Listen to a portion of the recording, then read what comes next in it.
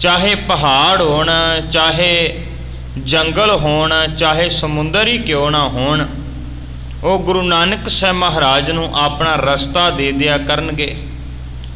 गुरु नानक साहब महाराज जी जिहड़े हन ये अवतारी पुरुष हन, रब्बी पुरुष हन। ये गल कह के पंडित हरदयाल जी ने उन्हां दा नाम नानक रखिया।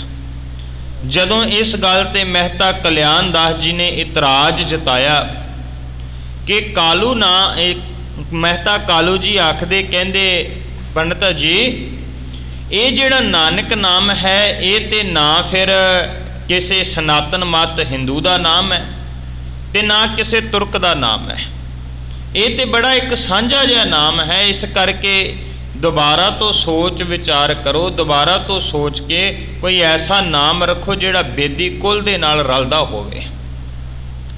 जदों पंडित हरदयाल जी ने सुनिया फिर उसने अगों नानक नाम दे अर्थ करके दसे कि कालू इस नानक का भाव है जिन्हों कदे कोई दुख नहीं लग सकता, जिहड़ा दूसरियां दे दुख कट्टण वाला होवे। इवें ही नानक नाम दे अर्थ अरबी फारसी दे अंदर भाई नंद लाल साहब जी ने भी कीते है कि नानक का भाव है नीम नसीर कबीर, भाव जिहड़ा किसी का मददगार है, जिहड़ा खुशियां वंडण वाला है, जिहड़ा सब तो वड्डा है। तो कवि संतोख सिंह जी कहते ने कि पंडित हरदयाल जी ने जदों अर्थ कीते तो फिर अपनी दर्शना लैके पंडित हरदयाल अपने घर नूं तुर पे। जदों अपने घर नूं तुरे जांदे आ ते रस्ते विच जांदियां विचार करदे कि कद नानक जी वड्डे होणगे, उन्हां दा जिहड़ा रब्बी ज्ञान है वो मैनूं भी सुणन दा सुभाग समा प्राप्त होवे। ये ना होवे कि जिन्ना चिर नूं वड्डे हो के ज्ञान वंडण उन्ना चिर नूं मैं किते चढ़ाई कर जावां, चलाना ही कर जावां, क्योंकि शरीर बजुर्ग है, बुढ़ा है। इवें करके कवि संतोख सिंह जी गुरु नानक साहब महाराज के जीवन बारे दर्शा रहे थे। अज अगले भाग दे राहीं, अगले अध्याय दे राहीं गुरु नानक साहब महाराज जी का अगला जीवन सानू सारिਆਂ ਨੂੰ कवि संतोख सिंह जी अपने काव रूप दे विच दर्शा रहे ने। इतिहास की उस लड़ी दे नाल जुड़न वास्ते आप समूह संगत रसना तो उचारण करियो। सारे आखियो जी सतनाम वाहेगुरु साहिब जी।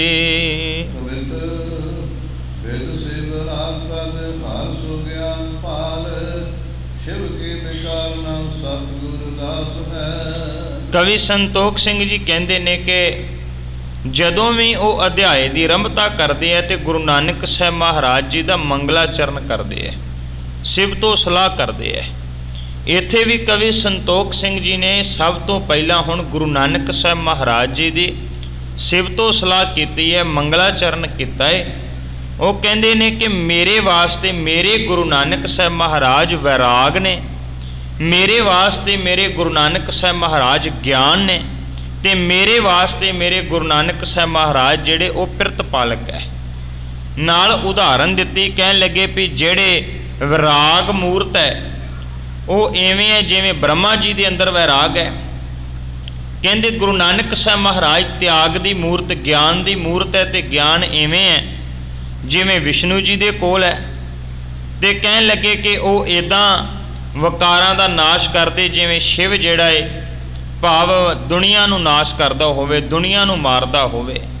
इवें करके गुरु नानक साहब महाराज जी की शिव तो सलाह दे विच वो सवैया उचारण कर रहे हन।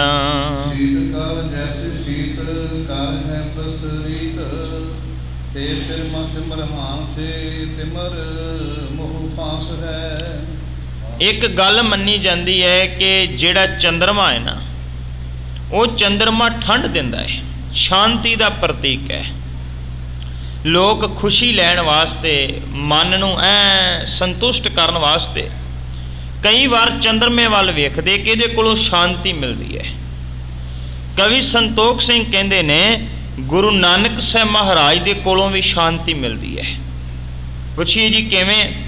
कहंदे जिहड़े लोग वकारां दी अग विच सड़ रहे होण, जदों गुरु नानक साहब महाराज जी के दर्शन करते हैं, जिवें फिर चंद्रमे वाल वेख के ठंड पैंदी है, इवें गुरु नानक साहब महाराज जी ਜਦੋਂ ਅੰਦਰ ਦੇ ਵਿਕਾਰਾਂ ਦਾ ਨਾਸ਼ ਕਰ ਦਿੰਦੇ ਆ ਤੇ ਐਵੇਂ ਮਨੁੱਖ ਦੇ ਅੰਦਰ ਜਿਹੜੀ ਹੈ ਉਹ ਠੰਡ ਆ ਜਾਂਦੀ ਹੈ, ਸੀਤਲਤਾ ਆ ਜਾਂਦੀ ਹੈ। ਧਾਮਰੇ ਦੇ ਸੁਧ ਮਦ ਦੀਪਕ ਸੁਦੀਪ ਦੀਪੈ, ਮਾਇਆ ਭੈਨ ਜੀਵ ਕੋ ਦਿਖਾਵੇ ਸੁਪ੍ਰਕਾਸ਼ ਕੋ। ਕਵੀ ਸੰਤੋਖ ਸਿੰਘ ਜੀ ਕਹਿੰਦੇ ਨੇ ਕਿ ਗੁਰੂ ਨਾਨਕ ਸਾਹਿਬ ਮਹਾਰਾਜ ਜੀ ਦੀ ਜੋਤ ਜਗ ਰਹੀ ਹੈ, ਐਵੇਂ ਜਗ ਰਹੀ ਹੈ ਜਿਵੇਂ ਦੀਪਕ ਜਗਦਾ ਹੈ। ਕਵੀ ਸੰਤੋਖ ਸਿੰਘ ਜੀ ਕਹਿੰਦੇ ਨੇ ਕਿ ਉਹ ਜੋਤ ਜਿਹੜੀ ਹੈ ਉਹ ਗਿਆਨ ਦੀ ਜੋਤ ਜਗ ਰਹੀ ਹੈ। ਉਹ ਜਿਹੜਾ ਦੀਵਾ ਜਗ ਰਿਹਾ ਉਹ ਗਿਆਨ ਦਾ ਦੀਵਾ ਜਗ ਰਿਹਾ ਹੈ। ਤੇ ਕਹਿੰਦੇ ਫਿਰ ਉਹ ਦੀਵਾ ਕਰਦਾ ਕੀ ਹੈ? ਕਵੀ ਸੰਤੋਖ ਸਿੰਘ ਕਹਿੰਦੇ ਨੇ ਮੈਲ ਕੱਟਦਾ ਪਿਆ ਹੈ। ਕਿਹੜੀ ਮੈਲ? ਜਿਹੜੀ ਬੰਦੇ ਦੇ ਅੰਦਰ ਵਿਕਾਰਾਂ ਦੀ, ਮਾਇਆ ਦੀ ਮੈਲ ਲੱਗੀ ਹੋਈ ਹੈ ਨਾ, ਉਸ ਮੈਲ ਨੂੰ ਧੋ ਧੋ ਕੇ ਰੱਖਦਾ ਪਿਆ ਹੈ, ਲਾਹ ਦਿੰਦਾ ਹੈ, ਉਸ ਮੈਲ ਨੂੰ ਸਾੜ ਦਿੰਦਾ ਹੈ, ਜਿਹੜੀ ਮੈਲ ਮਨੁੱਖ ਨੂੰ ਵਿਕਾਰਾਂ ਦੀ ਚੰਬੜੀ ਹੋਈ ਹੈ। ਚਰਨ ਸਰਨ ਕਰ ਪਰਨ ਹਰਨ ਭਵ ਤਾਰਨ ਤਰਨ। ਕਵੀ ਸੰਤੋਖ ਸਿੰਘ ਕਹਿੰਦੇ ਨੇ ਕਿ ਗੁਰੂ ਨਾਨਕ ਸਾਹਿਬ ਮਹਾਰਾਜ ਦੇ ਜਿਹੜੇ ਚਰਨ ਹੈ ਨਾ, ਕਹਿੰਦੇ ਜਿਹੜਾ ਜਿਹੜਾ ਉਹਨਾਂ ਦੇ ਚਰਨਾਂ ਦੇ ਵਿੱਚ ਆ ਜਾਂਦਾ ਹੈ, ਜਿਹੜਾ ਜਿਹੜਾ ਉਹਨਾਂ ਦੀ ਸ਼ਰਨ ਵਿੱਚ ਆ ਜਾਂਦਾ ਹੈ ਨਾ, ਫਿਰ ਹੁੰਦਾ ਕੀ ਹੈ? ਕਹਿਣ ਲੱਗੇ ਕਿ ਜਿਹੜੇ ਜੰਮ ਹੈ ਨਾ, ਉਹ ਜੰਮ ਜਿਹੜੇ ਨੇ ਉਹ ਵੀ ਡਰ ਜਾਂਦੇ ਹੈ, ਜੰਮ ਵੀ ਹਾਰ ਜਾਂਦੇ ਨੇ, ਤੇ ਮਨੁੱਖ ਜਿਹੜਾ ਹੈ ਉਹ ਜੰਮਣ ਮਰਨ ਤੋਂ ਮੁਕਤ ਹੋ ਜਾਂਦਾ ਹੈ, ਜਿਹੜਾ ਗੁਰੂ ਨਾਨਕ ਸਾਹਿਬ ਮਹਾਰਾਜ ਦੀ ਸ਼ਰਨ ਵਿੱਚ ਆਉਂਦਾ ਹੈ। ਲਲਨਾ ਪਰ ਭੰਡਾਰੀ ਕਹਿ ਲਲਨਾ ਕੋ ਅੰਕ। ਹੁਣ ਗੁਰੂ ਨਾਨਕ ਸਾਹਿਬ ਮਹਾਰਾਜ ਜੀ ਦਾ ਅਗਲਾ ਜੀਵਨ ਇਤਿਹਾਸ ਆਰੰਭ ਕਰਦੇ ਕਵੀ ਸੰਤੋਖ ਸਿੰਘ ਆਖ ਰਹੇ ਨੇ। ਕਹਿੰਦੇ ਮਾਤ ਤ੍ਰਿਪਤਾ ਜੀ ਆਪਣੇ ਬਾਲਕ ਗੁਰੂ ਨਾਨਕ ਸਾਹਿਬ ਮਹਾਰਾਜ ਜੀ ਨੂੰ ਕਦੇ ਫਿਰ ਪੰਘੂੜੇ ਦੇ ਵਿੱਚ ਲਟਾ ਕੇ ਖਿਡਾਉਂਦੇ ਹੈ ਤੇ ਕਦੇ ਉਹਨਾਂ ਨੂੰ ਆਪਣੀ ਗੋਦ ਵਿੱਚ ਬਿਠਾਉਂਦੇ ਨੇ। ਲਾਲਤ ਮਾਤ ਵਿਸਾਲ ਹਿਤ ਸੁੰਗਤ ਮਦਨ ਅਯੰਮ ਯੰਕ। ਕਹਿੰਦੇ ਕਵੀ ਸੰਤੋਖ ਸਿੰਘ ਕਹਿੰਦੇ ਨੇ ਕਦੇ ਮਾਤ ਤ੍ਰਿਪਤਾ ਜੀ ਆਪਣੇ ਲਾਡਲੇ ਜੇ ਛੋਟੇ ਜਿਹੇ ਸਪੁੱਤਰ ਗੁਰੂ ਨਾਨਕ ਸਾਹਿਬ ਮਹਾਰਾਜ ਜੀ ਨੂੰ ਕਦੇ ਉਹਨਾਂ ਦਾ ਮਸਤਕ ਚੁੰਮਦੇ ਹੈ, ਜਿਹੜਾ ਮਸਤਕ ਚੰਦਰਮੇ ਵਰਗਾ ਬੜਾ ਸੋਹਣਾ ਹੈ, ਤੇ ਕਦੇ ਉਹਨਾਂ ਨੂੰ ਪਿਆਰ ਕਰਦੇ ਆ ਤੇ ਕਦੇ ਲਾਡ ਦੇ ਨਾਲ ਖਿਡਾਉਂਦੇ ਨੇ। ਆਨਨ ਆਨਨ ਜਾਤ ਤਿਹਾਰੀ ਨੀਰ ਰਤੇ ਆਦਰ ਜਾਰੀ। ਕਵੀ ਸੰਤੋਖ ਸਿੰਘ ਕਹਿੰਦੇ ਨੇ ਕਿ ਗੁਰੂ ਨਾਨਕ ਸਾਹਿਬ ਮਹਾਰਾਜ ਜੀ ਜਿਹੜੇ ਹਨ ਉਹਨਾਂ ਦਾ ਮੁਖ ਜਿਹੜਾ ਕਮਲ ਵਰਗਾ ਹੈ, ਬੜਾ ਸੁੰਦਰ ਮੁਖ ਹੈ, ਤੇ ਉਹਨਾਂ ਦੇ ਮੁਖ ਵੱਲ ਦੇਖ ਕੇ ਦੁੱਖ ਜਿਹੜੇ ਆ ਕੱਟੇ ਜਾਂਦੇ ਆ, ਦੁੱਖਾਂ ਦਾ ਨਾਸ਼ ਹੋ ਜਾਂਦਾ ਹੈ।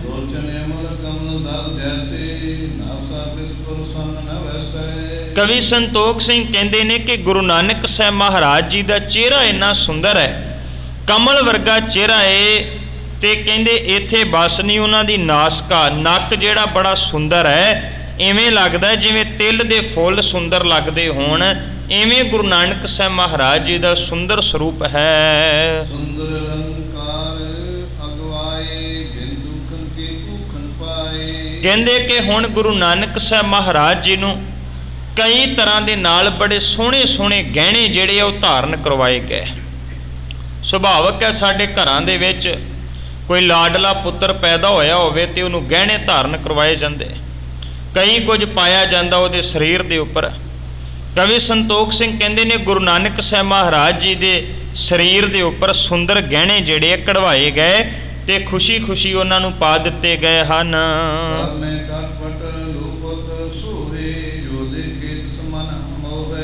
ਕਵੀ ਸੰਤੋਖ ਸਿੰਘ ਕਹਿੰਦੇ ਨੇ ਕਿ ਗੁਰੂ ਨਾਨਕ ਸਾਹਿਬ ਮਹਾਰਾਜ ਜੀ ਦੇ ਲੱਕ ਦੇ ਨਾਲ ਇੱਕ ਤੜਾਗੀ ਵੀ ਬੰਨ੍ਹ ਦਿੱਤੀ ਗਈ।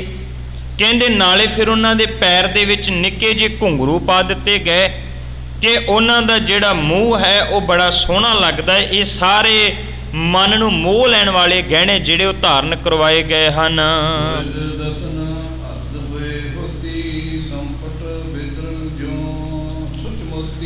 ਹੁਣ ਜਿਉਂ-ਜਿਉਂ ਗੁਰੂ ਨਾਨਕ ਸਾਹਿਬ ਮਹਾਰਾਜ ਵੱਡੇ ਹੁੰਦੇ ਜਾਂਦੇ ਹੈ, ਉਹਨਾਂ ਦੇ ਲਾਲ ਦੋ ਬੁੱਟ, ਬਾਲਕ ਦੇ ਬੱਚੇ ਦੇ ਉੱਪਰਲੇ ਵੀ ਉੱਪਰ ਵੀ ਬੁੱਟ ਹੁੰਦਾ ਹੈ, ਥੱਲੇ ਵੀ ਬੁੱਟ ਹੁੰਦਾ ਹੈ। ਫਿਰ ਘਰ ਦੇ ਵਿੱਚ ਇੰਤਜ਼ਾਰ ਕੀਤਾ ਜਾਂਦਾ ਹੈ ਕਦੋਂ ਇਹਨਾਂ ਨਿੱਕੇ ਨਿੱਕੇ ਬੁੱਟਾਂ ਦੇ ਵਿੱਚੋਂ ਕਦੋਂ ਨਿੱਕੇ ਨਿੱਕੇ ਜਿਹੜੇ ਦੰਦ ਹੈ ਉਹ ਬਾਹਰ ਨਿਕਲਣਗੇ। ਕਵੀ ਸੰਤੋਖ ਸਿੰਘ ਕਹਿੰਦੇ ਨੇ ਹੁਣ ਗੁਰੂ ਨਾਨਕ ਸਾਹਿਬ ਮਹਾਰਾਜ ਜੀ ਦੇ ਉਹਨਾਂ ਲਾਲ ਬੁੱਟਾਂ ਦੇ ਵਿੱਚੋਂ ਮੋਤੀਆਂ ਵਰਗੇ ਚਮਕਦੇ ਹੋਏ ਦੋ ਨਿੱਕੇ ਨਿੱਕੇ ਦੰਦ ਜਿਹੜੇ ਹਨ ਉਹ ਦਿਸਣ ਲੱਗੇ ਹਨ। ਗੁਣ ਮੇਰੇ ਨਣਗਤਕਾਰੀ ਚਰਨ ਬੁਝ ਖੇਚਤ ਬਲਿਹਾਰੀ। ਕਵੀ ਸੰਤੋਖ ਸਿੰਘ ਕਹਿੰਦੇ ਨੇ ਕਿ ਹੁਣ ਗੁਰੂ ਨਾਨਕ ਸਾਹਿਬ ਮਹਾਰਾਜ ਜਿਹੜੇ ਨੇ ਨਾ, ਉਹ ਕਦੇ ਘਰ ਦੇ ਵਿੱਚ ਰਿੜਦੇ ਐ, ਜਿਨ੍ਹਾਂ ਨੇ ਕਦੇ ਸੰਸਾਰ ਨੂੰ ਮੁਕਤੀ ਦੇਣੀ ਹੈ, ਜਿਹੜੇ ਮੁਕਤੀ ਦੇ ਦਾਤੇ ਹੈ, ਉਹ ਕਦੇ ਰਿੜਦੇ ਨੇ, ਅੰਦਰ ਜਾਂਦੇ ਨੇ, ਕਦੇ ਬਾਹਰ ਜਾਂਦੇ ਨੇ।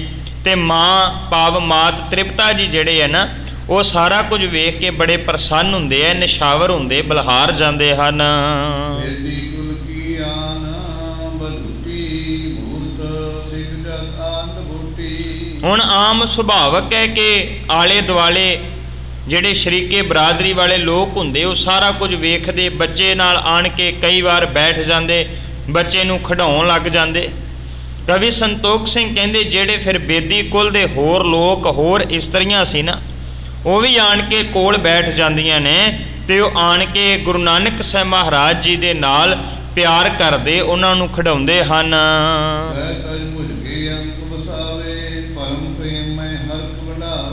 ਕਹਿਣ ਲੱਗੇ ਕਿ ਕੋਈ ਗੁਰੂ ਨਾਨਕ ਸਾਹਿਬ ਮਹਾਰਾਜ ਨੂੰ ਬਾਂਹ ਤੋਂ ਫੜ ਕੇ ਗੋਦੀ ਵਿੱਚ ਬਿਠਾਉਂਦਾ ਹੈ, ਤੇ ਕੋਈ ਉਹਨਾਂ ਦੇ ਨਾਲ ਪਿਆਰ ਕਰਦਾ ਹੈ, ਖੁਸ਼ੀਆਂ ਦੇ ਨਾਲ ਲਾਡ ਲਡਾਉਂਦੇ ਹਨ।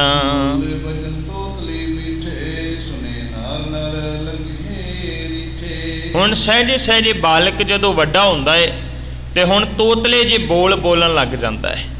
ਕਵੀ ਸੰਤੋਖ ਸਿੰਘ ਕਹਿੰਦੇ ਹੁਣ ਗੁਰੂ ਨਾਨਕ ਸਾਹਿਬ ਮਹਾਰਾਜ ਤੋਤਲੇ ਬੋਲ ਬੋਲਣ ਲੱਗ ਗਏ, ਜਿਹੜੇ ਸੁਣ ਕੇ ਤੇ ਬੜੇ ਮਿੱਠੇ ਲੱਗਦੇ, ਮਨ ਨੂੰ ਮੋਹਣ ਵਾਲੇ ਹਨ। ਫੇਰਤ ਮਾਤ ਤਤ ਅਨੁਰਾਗੇ ਫਿਰਤ ਭੂਮਿਕਾ ਮਿਲਤਿਕਾ ਲਾਗੇ। ਕਹਿਣ ਲੱਗੇ ਹੁਣ ਮਾਤਾ ਪਿਤਾ ਬੜੇ ਲਾਡ ਲਡਾਉਂਦੇ, ਬੜੇ ਚਾਅ ਕਰਦੇ ਐ। ਜਦੋਂ ਘਰ ਦੇ ਵਿੱਚ ਬੱਚਾ ਜਿਹੜਾ ਖੇਡਦਾ ਹੋਵੇ, ਰਿੜਦਾ ਹੋਵੇ, ਰਿੜ ਕੇ ਮਿੱਟੀ ਦੇ ਵਿੱਚ ਜਾ ਕੇ ਲਿਬੜ ਜਾਂਦਾ ਹੋਵੇ, ਕਹਿੰਦੇ ਐਵੇਂ ਗੁਰੂ ਨਾਨਕ ਸਾਹਿਬ ਮਹਾਰਾਜ ਜੀ ਜਿਹੜੇ ਹਨ, ਉਹ ਕਦੇ ਉਹਨਾਂ ਦੇ ਅੰਗ ਦੇ ਉੱਪਰ, ਕਦੇ ਉਹਨਾਂ ਦੇ ਸਰੀਰ ਦੇ ਉੱਪਰ ਇੱਦਾਂ ਮਿੱਟੀ ਘੱਟਾ ਵੀ ਲੱਗ ਜਾਂਦਾ, ਪਰ ਮਾਤ ਤ੍ਰਿਪਤਾ ਜਿਹੜੇ ਬੜੇ ਪ੍ਰਸੰਨ ਹੁੰਦੇ ਹਨ। ਝਗਲੀ ਧੀਰਨ ਵੀਨ ਪੁਨ ਪੈਰ ਆਈ ਤਨ ਤਾਤ। ਕਹਿਣ ਲੱਗੇ ਕਿ ਫਿਰ ਜਦੋਂ ਲਿਬੜ ਵੀ ਜਾਂਦੇ ਹੋਣ ਤੇ ਫਿਰ ਮਾਤਾ ਜਿਹੜੀ ਇਸ਼ਨਾਨ ਕਰਵਾ ਦਿੰਦੀ, ਕਰਵਾਉਣ ਤੋਂ ਬਾਅਦ ਹੱਥ ਪੈਰ ਸਾਫ਼ ਕਰਕੇ ਫਿਰ ਉਹਨਾਂ ਨੂੰ ਨਿੱਕੇ ਜਿਹੇ ਕੱਪੜੇ ਭਾਵ ਝੱਗਾ ਜਿਹੜਾ ਸੀ ਉਹ ਤਨ ਦੇ ਉੱਪਰ ਪਵਾ ਦਿੰਦੀ ਹੈ। ਕਹਿਣ ਲੱਗੇ ਮਾਤ ਤ੍ਰਿਪਤਾ ਜੀ ਕਦੇ ਆਪਣੇ ਬਾਲਕ ਬੱਚੇ ਭਾਵ ਗੁਰੂ ਨਾਨਕ ਸਾਹਿਬ ਨੂੰ ਕਦੇ ਦੁੱਧ ਪਿਲਾਉਂਦੇ ਨੇ ਤੇ ਕਦੇ ਫਿਰ ਉਹਨਾਂ ਨੂੰ ਸਵਾ ਦਿੰਦੇ ਹਨ।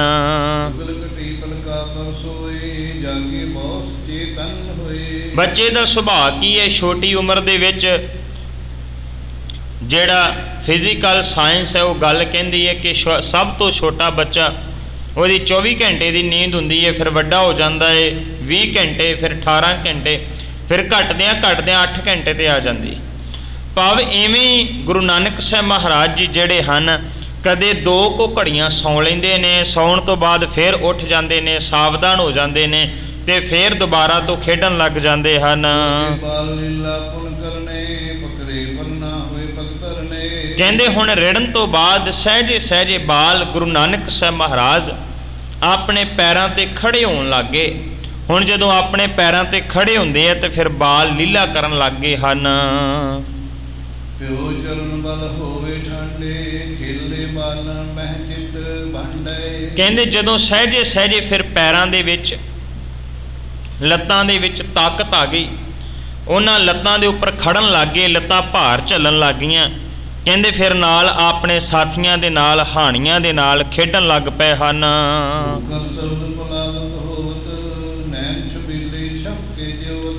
ਤੇ ਬੱਚੇ ਦਾ ਇਹ ਸੁਭਾਅ ਹੁੰਦਾ ਹੈ, ਜਦੋਂ ਖੇਡਦਾ ਹੈ ਨਾ ਫਿਰ ਉਹਨੂੰ ਕੋਈ ਭੁੱਖ ਦੀ ਪਰਵਾਹ ਨਹੀਂ, ਕੋਈ ਹੋਰ ਚੀਜ਼ ਦੀ ਪਰਵਾਹ ਨਹੀਂ, ਬਸ ਉਹਦਾ ਧਿਆਨ ਜਿਹੜਾ ਹੁੰਦਾ ਹੀ ਖੇਡਣ ਦੇ ਵਿੱਚ ਹੈ। ਗੁਰੂ ਨਾਨਕ ਸਾਹਿਬ ਮਹਾਰਾਜ ਜੀ ਨੇ ਨਾ ਮਨੁੱਖ ਦੀ ਜ਼ਿੰਦਗੀ ਦਾ ਚਿੱਤਰਣ ਕੀਤਾ, ਬਿਆਨ ਕੀਤਾ ਉਹਨਾਂ ਨੇ ਆਪਣੇ ਇੱਕ ਮੁਬਾਰਕ ਸ਼ਬਦ ਦੇ ਵਿੱਚ। ਕਹਿੰਦੇ ਬੱਚਾ ਕੀ ਕਰ ਸਕਦਾ ਹੈ?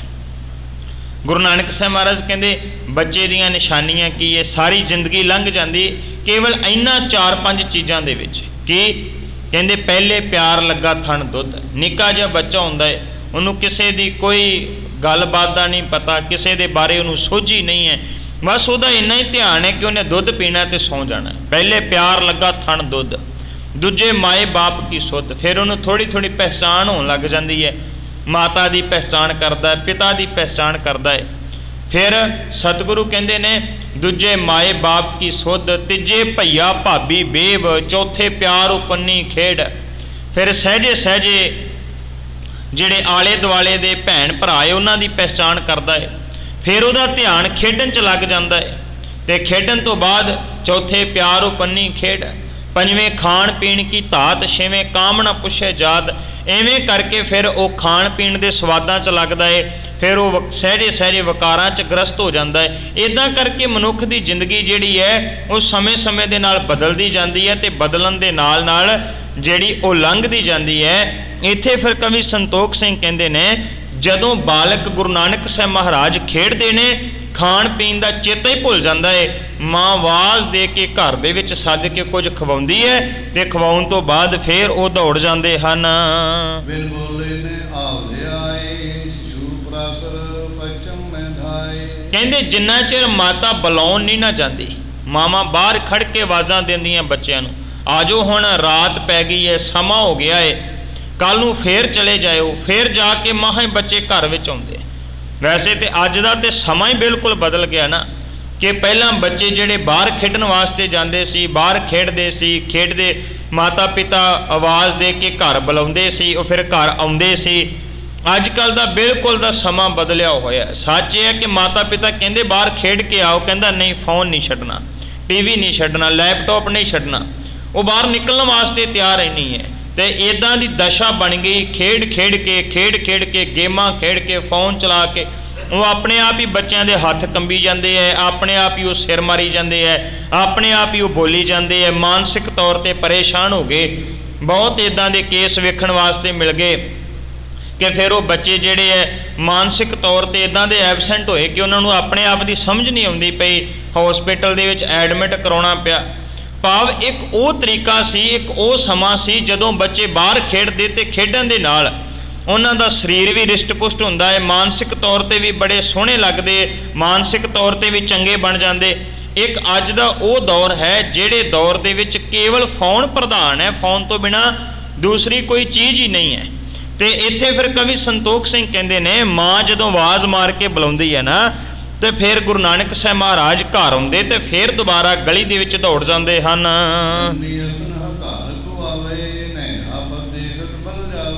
ਤੇ ਮਾਂ ਦਾ ਸੁਭਾਅ ਹੁੰਦਾ ਹੈ, ਮਾਂ ਜਿੰਨਾ ਚਿਰ ਵੇਖ ਨਹੀਂ ਨਾ ਲੈਂਦੀ ਬਾਹਰ, ਭਾਵੇਂ ਬੱਚਾ ਗਲੀ 'ਚ ਖੇਡਦਾ ਹੀ ਕਿਉਂ ਨਾ ਹੋਵੇ, ਜਿੰਨਾ ਚਿਰ ਉਹ ਵੇਖਦੀ ਨਹੀਂ ਉਹਨਾਂ ਚਿਰ ਉਹਨੂੰ ਕੋਈ ਚੈਨ ਨਹੀਂ ਆਉਂਦਾ, ਉਹ ਰੱਜਦੀ ਨਹੀਂ ਹੈ।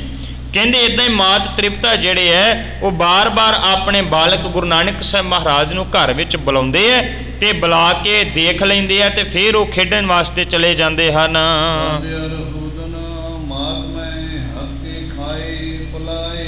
ਕਹਿੰਦੇ ਕਿ ਮਾਤ ਤ੍ਰਿਪਤਾ ਜੀ ਜਿਹੜੇ ਨਾ ਘਰ ਵਿੱਚ ਚੌਲ ਬਣਾਉਂਦੇ, ਦਹੀਂ ਦੇ ਨਾਲ ਆਪਣੇ ਪੁੱਤਰ ਨੂੰ ਚੌਲ ਖਵਾਉਂਦੇ ਤੇ ਗੁਰੂ ਨਾਨਕ ਸਾਹਿਬ ਮਹਾਰਾਜ ਦੌੜੇ ਆਉਂਦੇ, ਖਾ ਕੇ ਫਿਰ ਦੌੜ ਜਾਂਦੇ। ਭਾਵ ਬਾਲਕ ਦਾ ਜਿਵੇਂ ਸੁਭਾਅ ਹੁੰਦਾ ਹੈ।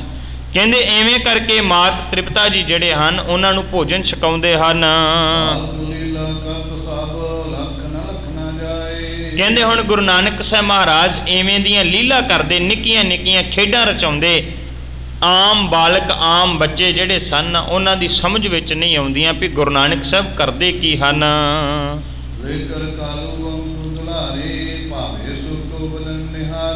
ਕਹਿੰਦੇ ਕਵੀ ਸੰਤੋਖ ਸਿੰਘ ਕਹਿੰਦੇ ਕਦੇ ਕਦੇ ਫਿਰ ਮਹਿਤਾ ਕਲਿਆਣ ਦਾਸ ਆਉਂਦੇ, ਆਣ ਕੇ ਆਪਣੇ ਪੁੱਤਰ ਲਾਡਲੇ ਪੁੱਤਰ ਨਾਨਕ ਜੀ ਨੂੰ ਆਪਣੀ ਗੋਦ ਵਿੱਚ ਚੁੱਕ ਲੈਂਦੇ ਤੇ ਚੁੱਕ ਕੇ ਤੇ ਬੜੇ ਲਾਡ ਲਡਾਉਂਦੇ ਤੇ ਲਾਡ ਲਡਾਉਂਦਿਆਂ ਕਹਿਣ ਲੱਗੇ ਉਹਨਾਂ ਵੱਲ ਵੇਖ ਕੇ ਬੜੇ ਖੁਸ਼ ਹੁੰਦੇ ਨੇ, ਪ੍ਰਸੰਨ ਹੁੰਦੇ ਨੇ।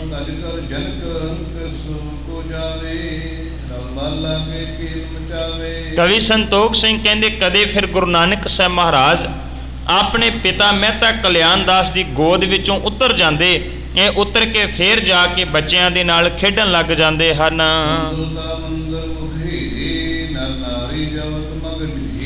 ਕਹਿਣ ਲੱਗੇ ਕਿ ਗੁਰੂ ਨਾਨਕ ਸਾਹਿਬ ਮਹਾਰਾਜ ਜੀ ਦਾ ਸੁੰਦਰ ਮੁਖੜਾ ਵੇਖਣ ਵਾਸਤੇ ਨਰ ਨਾਰੀ ਮਨੁੱਖ ਇਸਤਰੀਆਂ ਸਾਰੇ ਜਿਹੜੇ ਹਨ ਉਹਨਾਂ ਵੱਲ ਤੱਕਦੇ ਨੇ ਕਿ ਬਹੁਤ ਖੂਬਸੂਰਤ ਸੁੰਦਰ ਲੱਗਦੇ ਸਨ।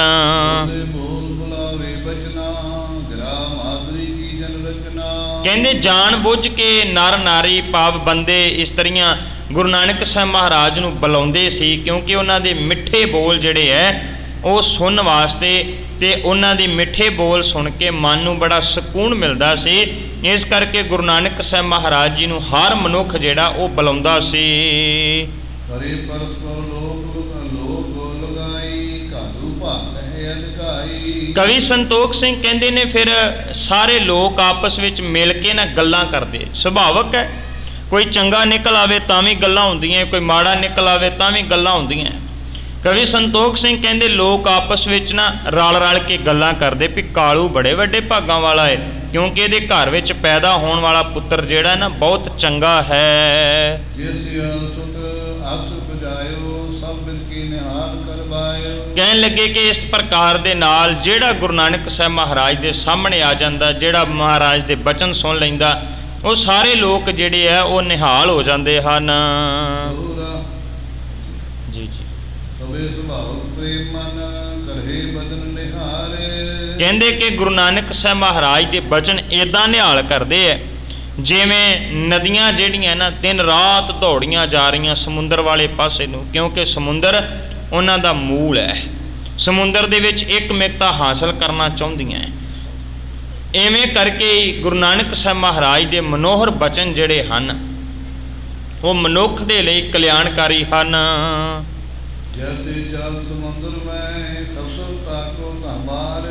ਕਹਿੰਦੇ ਵੀ ਜਿਵੇਂ ਨਦੀਆਂ ਸਮੁੰਦਰ ਵਿੱਚ ਜਾ ਕੇ ਨਦੀ ਦੀ ਆਪਣੀ ਹਸਤੀ ਮਿਟ ਜਾਂਦੀ ਹੈ, ਉਹ ਸਮੁੰਦਰ ਦਾ ਰੂਪ ਹੋ ਜਾਂਦੀ ਹੈ। ਕਹਿੰਦੇ ਇੱਦਾਂ ਗੁਰੂ ਨਾਨਕ ਸਾਹਿਬ ਮਹਾਰਾਜ ਦੇ ਮੁਬਾਰਕ ਬਚਨ ਹੈ। ਮੰਨ ਲਓ ਪਰਮਾਤਮਾ ਸਰੂਪ ਹੈ ਤੇ ਜਿਹੜਾ ਸੁਣਦਾ ਹੈ ਉਹ ਪਰਮਾਤਮਾ ਸਰੂਪ ਹੋ ਜਾਂਦਾ ਹੈ।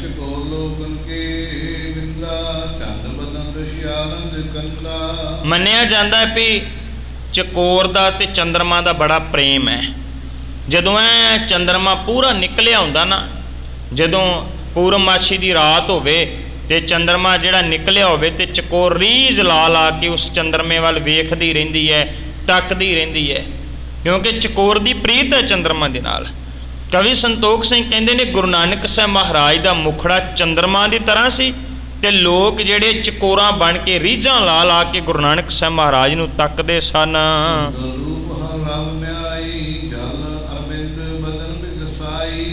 ਕਹਿਣ ਲੱਗੇ ਕਿ ਇਵੇਂ ਜਦੋਂ ਗੁਰੂ ਨਾਨਕ ਸਾਹਿਬ ਮਹਾਰਾਜ ਦੇ ਮੁਖੜੇ ਨੂੰ ਲੋਕ ਤੱਕਦੇ ਨਾ ਤੇ ਪ੍ਰਸੰਨ ਹੋ ਕੇ ਇਦਾਂ ਖਿੜ ਜਾਂਦੇ ਹਨ ਜਿਵੇਂ ਕਮਲ ਦਾ ਫੁੱਲ ਖਿੜਦਾ ਹੈ।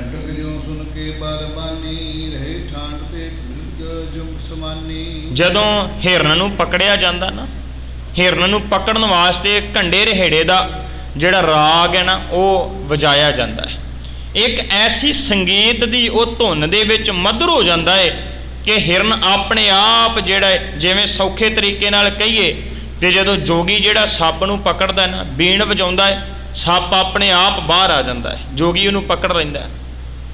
ਇਵੇਂ ਕਰਕੇ ਹੀ ਹਿਰਨ ਜਿਹੜਾ ਉਹਨੂੰ ਪਕੜਨਾ ਹੋਵੇ ਤੇ ਇੱਦਾਂ ਹੀ ਨਾਦ ਵਜਾਇਆ ਜਾਂਦਾ ਹੈ, ਇੱਕ ਐਸਾ ਸੰਗੀਤ ਵਜਾਇਆ ਜਾਂਦਾ ਹੈ ਜਿਹਦੇ ਕਰਕੇ ਉਹ ਜਿਹੜਾ ਹਿਰਨ ਹੈ ਆਪਣੇ ਆਪ ਬਾਹਰ ਆ ਜਾਂਦਾ, ਸ਼ਿਕਾਰੀ ਨੂੰ ਪਕੜ ਲੈਂਦਾ ਹੈ।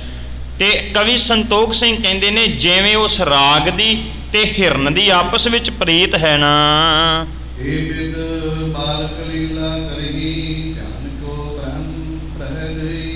ਜਿੱਦਾਂ ਉਸ ਸੰਗੀਤ ਦੀ ਤੇ ਨਾਲ ਉਹਦੇ ਉਸ ਹਿਰਨ ਦੀ ਪ੍ਰੀਤ ਹੈ ਨਾ, ਇੱਦਾਂ ਕਰਕੇ ਗੁਰੂ ਨਾਨਕ ਸਾਹਿਬ ਮਹਾਰਾਜ ਜੀ ਤੇ ਉਹਨਾਂ ਦੇ ਨਾਲ ਉਹਨਾਂ ਲੋਕਾਂ ਦੀ ਪ੍ਰੀਤ ਪੈ ਗਈ। ਉਹ ਲੋਕ ਜਿਹੜੇ ਹਨ ਇੱਦਾਂ ਗੁਰੂ ਨਾਨਕ ਸਾਹਿਬ ਮਹਾਰਾਜ ਜੀ ਦੇ ਉੱਪਰ ਕੀਲੇ ਆ ਰਹੇ ਸਨ ਜਿਵੇਂ ਰਾਗ ਦੇ ਉੱਪਰ ਜਿਹੜਾ ਹਿਰਨ ਕੀਲਿਆ ਹੁੰਦਾ ਹੈ। ਇੱਦਾਂ ਗੁਰੂ ਨਾਨਕ ਸਾਹਿਬ ਮਹਾਰਾਜ ਦੇ ਮਨੋਹਰ ਬਚਨ ਸੁਣਨ ਵਾਸਤੇ ਹਮੇਸ਼ਾ ਉਤਾਵਲੇ ਰਿਹਾ ਕਰਦੇ ਸਨ।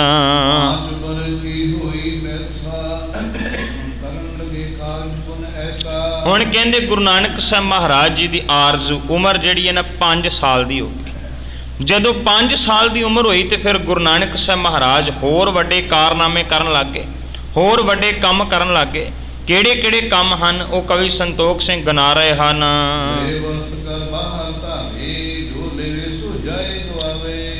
ਕਵੀ ਸੰਤੋਖ ਸਿੰਘ ਕਹਿੰਦੇ ਗੁਰੂ ਨਾਨਕ ਸਾਹਿਬ ਮਹਾਰਾਜ ਨਾ ਘਰ ਦੇ ਵਿੱਚੋਂ ਕੋਈ ਵਸਤੂ ਚੁੱਕਦੇ ਆ, ਚੁੱਕ ਕੇ ਬਾਹਰ ਲੈ ਜਾਂਦੇ। ਜਦੋਂ ਬਾਹਰ ਲੈ ਕੇ ਜਾਂਦੇ ਆ ਤੇ ਦੁਬਾਰਾ ਫਿਰ ਪਰਤ ਕੇ ਆਪਣੇ ਘਰ ਲੈ ਕੇ ਨਹੀਂ ਆਉਂਦੇ।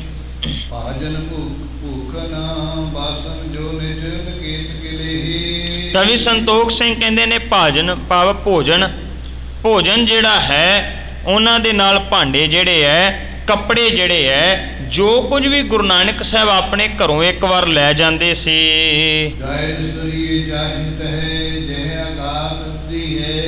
ਜੇ ਉਹ ਕੱਪੜੇ ਲੈ ਜਾਂਦੇ, ਜੇ ਉਹ ਭੋਜਨ ਲੈ ਜਾਂਦੇ, ਜੇ ਉਹ ਭਾਂਡੇ ਲੈ ਜਾਂਦੇ, ਉੱਥੇ ਜਾ ਕੇ ਸੁੱਟਦੇ ਜਿੱਥੇ ਕੋਈ ਗਰੀਬ ਹੁੰਦਾ। ਜਿਹਦੇ ਕੋਲ ਕੱਪੜੇ ਨਹੀਂ ਹੈ ਉਹਦੇ ਲਾਗੇ ਜਾ ਕੇ ਕੱਪੜੇ ਸੁੱਟਣੇ, ਹਾਲਾਂਕਿ ਬਾਲਕ ਉਮਰ ਹੈ। ਜਿਹੜਾ ਭੁੱਖਾ ਹੈ ਉਹਦੇ ਲਾਗੇ ਜਾ ਕੇ ਭੋਜਨ ਰੱਖਣਾ, ਜਿਹਦੇ ਕੋਲ ਭਾਂਡੇ ਨਹੀਂ ਉਹਦੇ ਲਾਗੇ ਜਾ ਕੇ ਭਾਂਡੇ ਰੱਖਣੇ। ਇੱਦਾਂ ਕਰਕੇ ਜਿਹੜੀ ਚੀਜ਼ ਘਰੋਂ ਲੈ ਗਏ ਉਹ ਕਿਸੇ ਗਰੀਬ ਵਾਸਤੇ ਲੈ ਕੇ ਜਾਂਦੇ ਨੇ ਤੇ ਦੁਬਾਰਾ ਪਰਤ ਕੇ ਘਰ ਨਹੀਂ ਲੈ ਕੇ ਆਉਂਦੇ।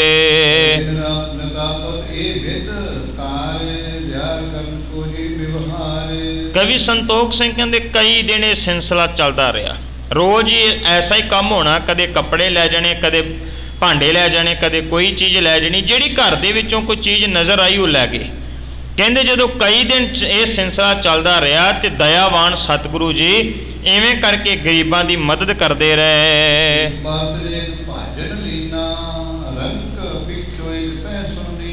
ਕਹਿਣ ਲੱਗੇ ਕਿ ਇੱਕ ਦਿਨ ਫਿਰ ਕੀ ਹੋਇਆ, ਇੱਕ ਦਿਨ ਐਸਾ ਹੋਇਆ ਵੀ ਜਦੋਂ ਗੁਰੂ ਨਾਨਕ ਸਾਹਿਬ ਮਹਾਰਾਜ ਆਪਣੇ ਘਰ ਦੇ ਵਿੱਚੋਂ ਬੜਾ ਕੀਮਤੀ ਭਾਂਡਾ ਚੁੱਕ ਕੇ ਲੈ ਕੇ ਗਏ ਨਾ, ਤੇ ਜਾ ਕੇ ਉਹ ਇੱਕ ਗਰੀਬ ਨੂੰ, ਭਿਖਾਰੀ ਨੂੰ ਜਾ ਕੇ ਦੇ ਦਿੱਤਾ ਹੈ।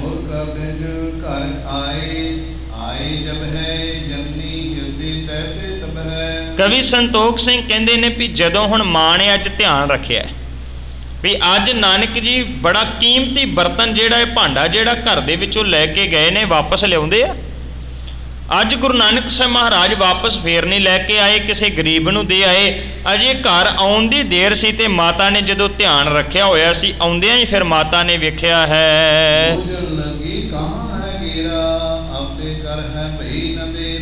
ਹੁਣ ਕਵੀ ਸੰਤੋਖ ਸਿੰਘ ਕਹਿੰਦੇ ਫਿਰ ਅੱਜ ਮਾਤਾ ਨੇ ਪੁੱਛਿਆ ਵੀ ਪੁੱਤਰਾ ਭਾਂਡਾ ਖੜਿਆ ਸੀ ਕਿੱਥੇ ਹੈ, ਉਹ ਕਿੱਥੇ ਰੱਖ ਕੇ ਆਇਆ ਹੈ, ਵਾਪਸ ਲੈ ਕੇ ਕਿਉਂ ਨਹੀਂ ਆਇਆ। ਤੇ ਇਸ ਤਰ੍ਹਾਂ ਦੇ ਨਾਲ ਮਾਤਾ ਤ੍ਰਿਪਤਾ ਜੀ ਜਿਹੜੇ ਹਨ ਅੱਜ ਗੁਰੂ ਨਾਨਕ ਸਾਹਿਬ ਮਹਾਰਾਜ ਨੂੰ ਪੁੱਛਣ ਲੱਗੇ ਹਨ।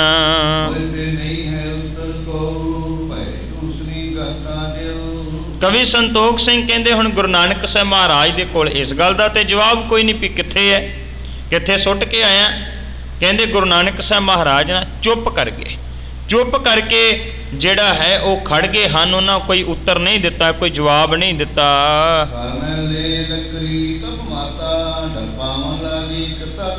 ਹੁਣ ਸਾਡੇ ਸਾਰਿਆਂ ਦੇ ਘਰ ਦਾ ਸੁਭਾਅ ਹੈ, ਮਾਂ ਕੀ ਕਰ ਸਕਦੀ ਹੈ, ਪਿਤਾ ਕੀ ਕਰ ਸਕਦਾ ਹੈ, ਇਹੀ ਕਰੇਗਾ, ਡਰਾਉਣਾ ਸ਼ੁਰੂ ਕਰੇਗਾ, ਕਿਸੇ ਤਰੀਕੇ ਦੇ ਨਾਲ ਦਬਕਾ ਮਾਰੇਗਾ, ਯਤਨ ਕਰੇਗਾ, ਕੋਸ਼ਿਸ਼ ਕਰੇਗਾ ਵੀ ਬੱਚੇ ਨੂੰ ਡਰਾਇਆ ਜਾਵੇ ਜਾਂ ਜਿਹੜਾ ਉਹਨੇ ਕੋਈ ਗਲਤ ਕੰਮ ਕੀਤਾ ਹੋਵੇ, ਨੁਕਸਾਨ ਕੀਤਾ ਹੋਵੇ, ਅੱਗੇ ਵਾਸਤੇ ਉਹ ਨਾ ਕਰ ਪਾਵੇ। ਕਹਿੰਦੇ ਮਾਤ ਤ੍ਰਿਪਤਾ ਜੀ ਨੇ ਵੀ ਆਪਣੇ ਹੱਥ ਵਿੱਚ ਇੱਕ ਨਿੱਕੀ ਜਿਹੀ ਲੱਕੜੀ ਫੜ ਲਈ, ਭਾਵ ਸੋਟੀ ਫੜ ਲਈ ਹੈ।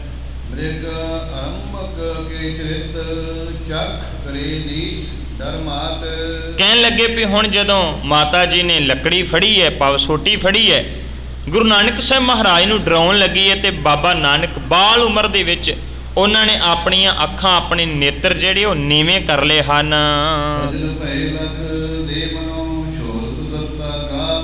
ਤੇ ਬਾਲਕ ਦਾ ਸੁਭਾਅ ਕਿਵੇਂ ਦਾ ਹੁੰਦਾ ਹੈ? ਬਾਲਕ ਦਾ ਸੁਭਾਅ ਐਵੇਂ ਦਬਕਾ ਮਾਰੋ ਉਸੇ ਵੇਲੇ ਰੋਣ ਲੱਗ ਪੈਂਦਾ।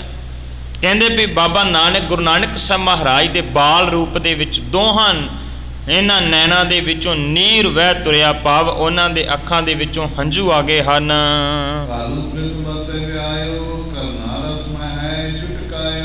ਮੈਂ ਤਾਂ ਕਲਿਆਣ ਦਾਸ ਜੀ ਦੇ ਛੋਟੇ ਭਰਾਤਾ ਲਾਲੂ ਜੀ, ਭਾਵ ਗੁਰੂ ਨਾਨਕ ਸਾਹਿਬ ਮਹਾਰਾਜ ਜੀ ਦੇ ਚਾਚਾ ਜੀ, ਇੰਨਾ ਚਿਰ ਨੂੰ ਆਪਣੇ ਘਰ ਵਿੱਚ ਆਉਂਦੇ ਨੇ ਤੇ ਆਣ ਕੇ ਕੀ ਵੇਖਦੇ ਨੇ।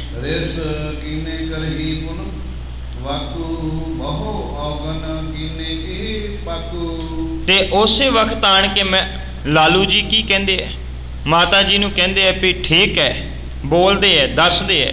ਕਹਿੰਦੇ ਵੀ ਠੀਕ ਹੈ, ਇਹਨੇ ਪਹਿਲਾਂ ਵੀ ਬਹੁਤ ਸਾਰੇ ਐਸੇ ਕੰਮ ਕੀਤੇ ਹੋਣਗੇ।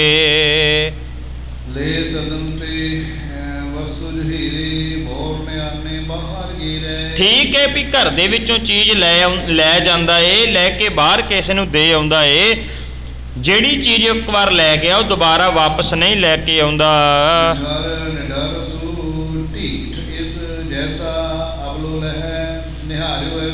ਕਹਿਣ ਲੱਗੇ ਵੀ ਠੀਕ ਹੈ ਵੀ ਇਹਦਾ ਸੁਭਾਅ ਇਦਾਂ ਦਾ ਬਣ ਗਿਆ ਏ।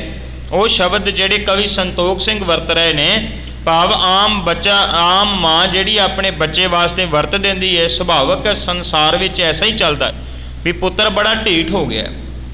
ਕਹਿਣ ਲੱਗੇ ਐਵੇਂ ਮਾਤਾ ਜੀ ਜਿਹੜੇ ਹਨ ਕਾਲੂ ਜੀ ਨੂੰ, ਲਾਲੂ ਜੀ ਨੂੰ ਦੱਸ ਰਹੇ ਹਨ ਵੀ ਇਹ ਨਾਨਕ ਜੀ ਢੀਠ ਹੋ ਗਏ, ਹਰ ਚੀਜ਼ ਘਰ ਦੇ ਵਿੱਚੋਂ ਲੈ ਜਾਂਦੇ ਹਨ।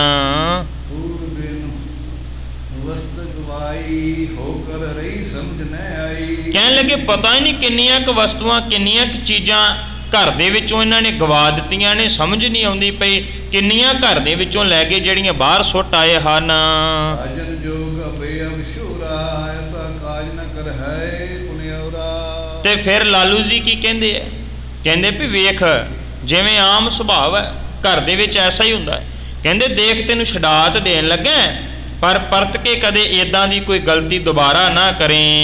ਜੰਨੀ ਜੋ ਸਮਝਾਈ ਕੈ ਉਨ ਪਰ ਆਇਓ ਨਿਹੋ। ਤੇ ਮਾਂ ਦਾ ਵੀ ਸੁਭਾਅ ਕੀ ਹੁੰਦਾ ਏ, 2 ਮਿੰਟ ਦਾ ਉਹਦੇ ਮਨ ਵਿੱਚ ਗੁੱਸਾ ਹੁੰਦਾ ਏ, 2 ਮਿੰਟਾਂ ਬਾਅਦ ਦੁਬਾਰਾ ਫਿਰ ਮਾਂ ਉੱਦਾਂ ਦੀ ਹੋ ਜਾਂਦੀ ਹੈ। ਬੱਚੇ ਨੂੰ ਝਿੜਕਣ ਤੋਂ ਬਾਅਦ ਦੁਬਾਰਾ ਫਿਰ ਚੁੱਕ ਲੈਂਦੀ ਹੈ।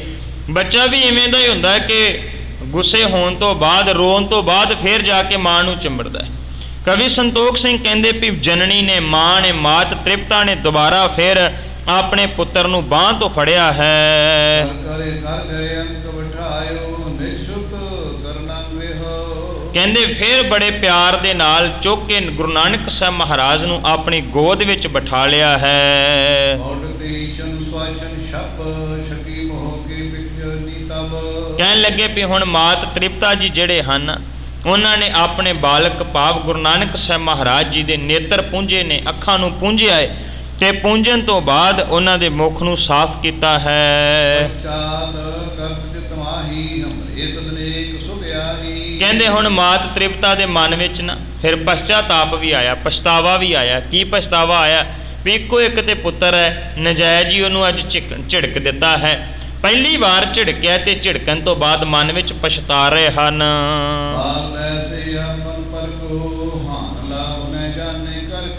ਇਹ ਬੱਚਾ ਹੈ, ਬੱਚਾ ਲਾਭ ਤੇ ਹਾਨੀ ਨਹੀਂ ਜਾਣਦਾ। ਇਹਨੂੰ ਨਹੀਂ ਪਤਾ ਵੀ ਘਰ ਦੀ ਕਿਹੜੀ ਚੀਜ਼ ਗਵਾਉਣੀ ਹੈ, ਕਿਹੜੀ ਚੀਜ਼ ਰੱਖਣੀ ਹੈ।